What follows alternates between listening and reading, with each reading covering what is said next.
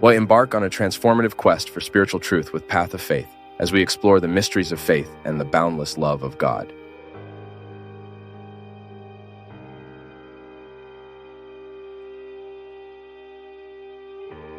I remember last week we talked about people who have difficulty making decisions that are favorable to them. Why? Because they are enslaved to suffering. Interesting this, isn't it?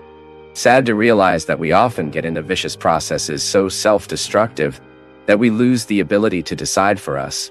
These are relationships that enslave. Relationships in all habits, from a relationship, a friendship relationship, even a marital life. When you realize that for that relationship to work, you have to lose your belonging. You have to give up everything you are. This is cruel, isn't it? This is not love. We may even believe in the human's ability to live a certain martyrdom for the other, but that cannot become annihilation of being. Even because if I annihilate who I am, I stop having myself and I have nothing to offer the other more. And it is interesting to understand that conversion, this approach that we make of God to have a better heart. I always like to say that the religious process in human life is precisely to help us deal with human issues. Spirituality, it is only beneficial from the moment it transforms what is carnal. And then, in the body dimension, in the material dimension of life, we experience the benefits of spirituality. It is in the body that we live the mystique. So it is in this territory that we have waged this daily struggle to start having a heart that is a friend, to start having. And when I say heart, I am reporting myself to the whole dimension of consciousness that a human being has of himself. We know that within history, within the historical context, the heart eventually became a referential of feeling, of affection. We talk to each other very lovingly. You live in my heart. When we say the expression heart, we are talking about our wholeness. It's like a center where everything is decided in us, right? And in fact, our heart is the brain. Right? What really decides all feelings, all that is populated in the brain, but we like to say that it is the heart that decides when we are referring to the emotional dimensions that are also brain, are also rational. It's all here, in our head. So when I have the ease of feeding oppressive feelings, for example, I am being unfavorable to my heart, because a person who is dominated by oppressive feelings, oppressive thoughts, they will have a hard time living harmoniously, to seek balance in things, realities. We started dying, my people, the moment we think to think wrong, the moment we replace a good thinking with bad thinking. When we replace a positive thinking, when we wake up in the morning and instead of realizing what is being good, you fix it to what is defective. So you prevent your heart to be in harmony, to beat favorable, right? And heart that does not beat favorable catches. We cannot have a heart that is picking up all the time. In the sense, aggressiveness. You know this. We have tired of saying this here. Aggressiveness. It is absolutely necessary in human life. And how should we exercise our aggressiveness? Dreaming loudly, seeking in our daily lives the improvement of ourselves. Because if we don't do this, we'll start assaulting people. Physically, even. Let's assault with our words. Let's assault with our gestures, with our posture. There are people who have never raised their hand to slap the other person, but it is aggressive all the time. The aggressiveness we need to have is the one that does not allow us to be parked in what we have already achieved of ourselves. This, yes, is the aggressiveness to which Jesus referred to. That Jesus said that one must be violent to conquer the kingdom of heaven. Isn't that what he said? You have to be violent, but not to remove the sword and go out killing everyone who passes through us. No, violence has to be when you encourage yourself to kill everything that is harmful in you. Everything that is in you is diabolical. Everything that in you, what is harmful to ourselves. And that is why conversion is always a mentality transformation. Sao Paulo already spoke this and taught us with all your culture, right?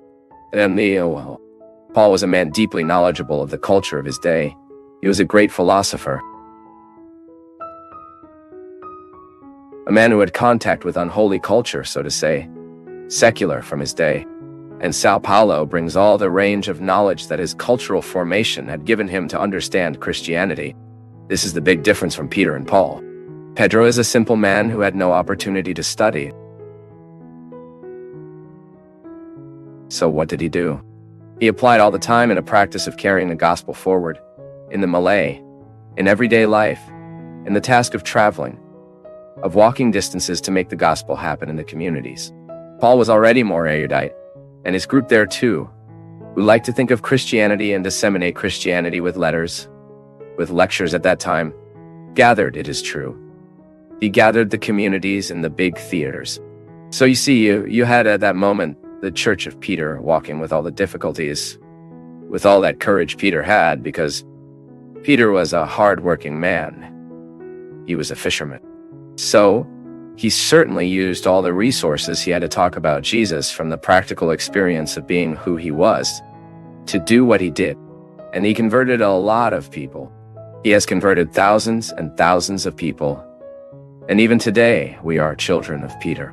But Paul, with his ability to think of Christianity, led Christianity to the most unusual places through culture, through intelligence. The elaboration of Letterstadt we still read in our communities today. And say, after the reading of the Lord is over. So Paulo, did you understand that conversion is the change of mindset? The true Christian is one who is constantly undergoing a process of mental transformation.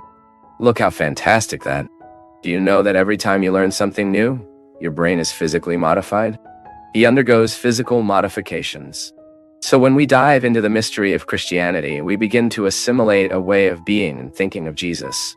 I keep thinking, my people, that at the beginning of Christianity, many were killed because they thought like Jesus, because they lived like Jesus.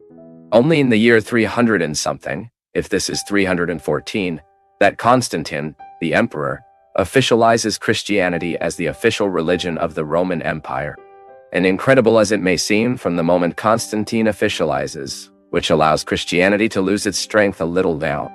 Interesting this, isn't it? That before being the official religion, it was the time of martyrdom. It was the time where people had to do everything to live the belief in Jesus. Even forbidden.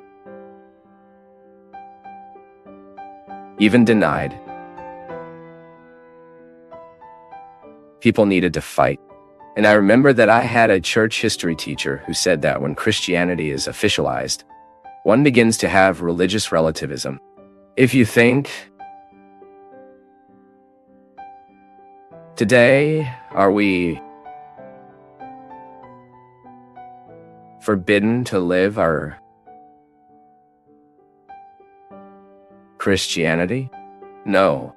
Only we are within a society that is closing the circus more and more. The approval of this abortion prophylaxis, as some people called, this amendment that can open doors, yes,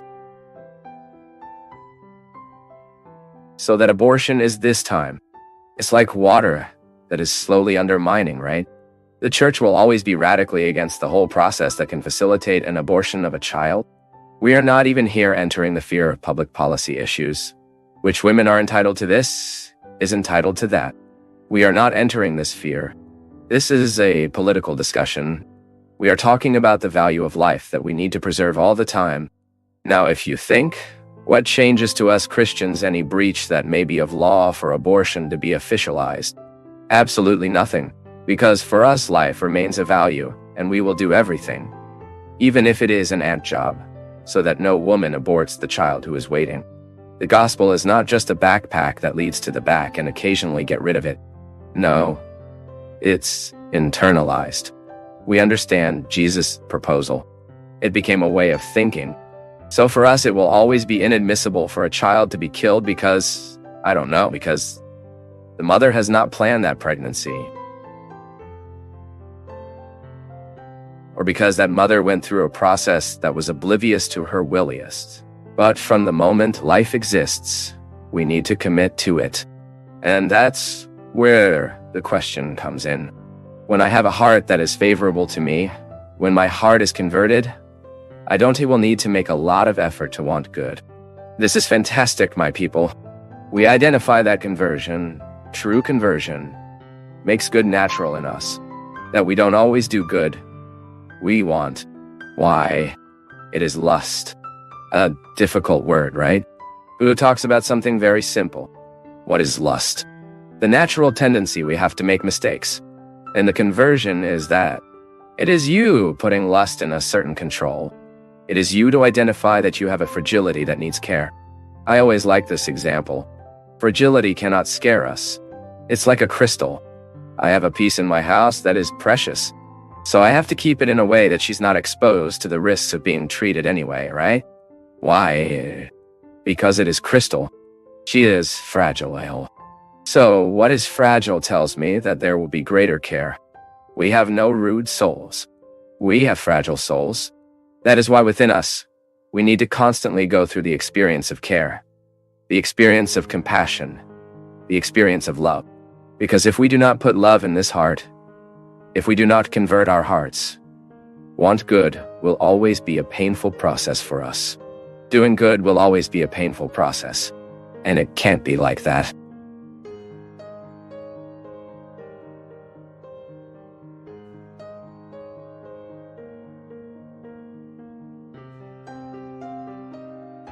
It's been a pleasure having you with us on Path of Faith.